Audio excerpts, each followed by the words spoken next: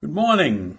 It's Sunday, January 3rd. And this morning I'm going to talk a little bit about crime in New York City. Crime in the city has gone way up this year. The number of shootings is equal to the number of shootings in the past 2 years. It's the most gun violence they've had in the city since 2006. So the question is asked of many who know what's going on, why? Why is this happening? Is it because of the pandemic? Is it because people are cooped up and they don't know what to do with themselves? Is it because the movie theaters are closed and Broadway is shut down? Is it because the streets are empty and people are wandering? I don't think it's all of those things. There's something else underneath it. Many of the shootings were accidental. Somebody in the wrong place at the wrong time.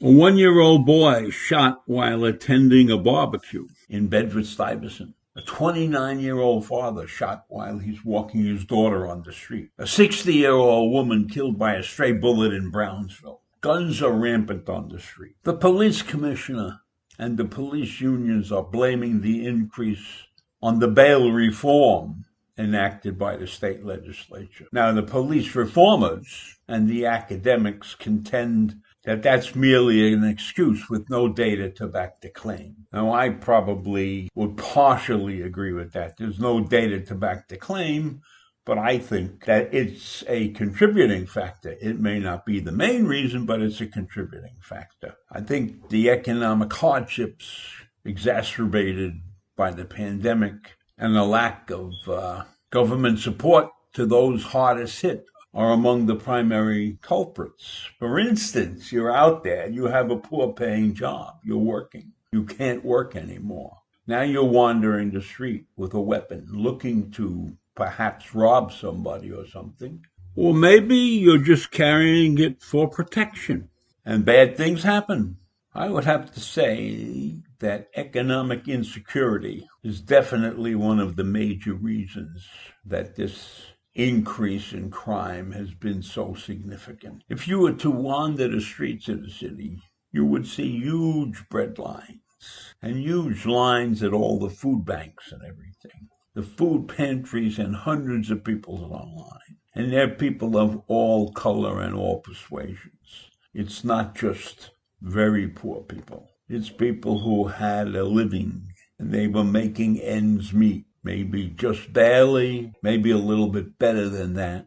But now it's gone. They're not working. And they're out there on the street. And when people have nothing to do and nothing to take their mind off their problem, many of them can't handle that. So they erupt. They erupt. How many times have you been angry and you couldn't control yourself? But it's not a constant factor, so you don't do anything bad. You might just take a walk or something. So I think that we have here a response to a very deep level of social and economic instability and insecurity that is weighing on the minds of many people who have never had this situation in front of them before. It's got to drive you crazy if you can't take care of yourself and your family and you worry and you see no end in sight. That's a tremendous amount of stress on many communities that are already stressed out. And so what's happening is the release of that stress and that tension. And that release happens to be interpersonal violence. That's a terrible thing to say, but we are humans. We are not robots. And in many cases, we can't control our emotions. And it's not only shootings. There have been knifings and machete attacks. So it's just happened to be whatever weapon you can get your hands on, perhaps.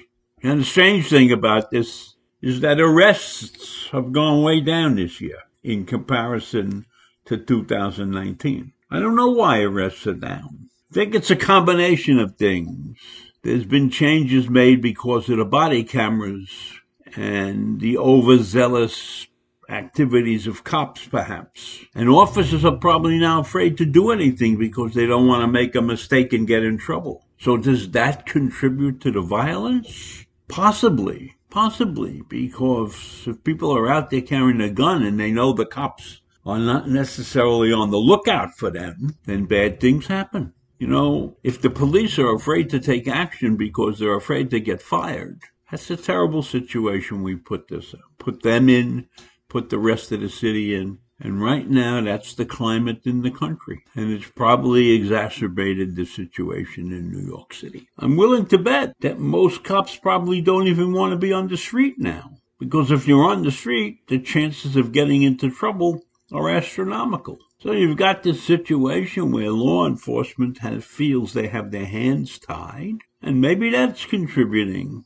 And that's not a maybe, it probably is contributing to the rise in crime. So as I see it, there are many reasons why crime is on the uptick, the big uptick in New York City, and probably around other major cities also. The causes are many. Nobody can really put their finger on it. I certainly can't. I view it safely from the suburbs. So that's where I stand today, and I'll see you in the morning.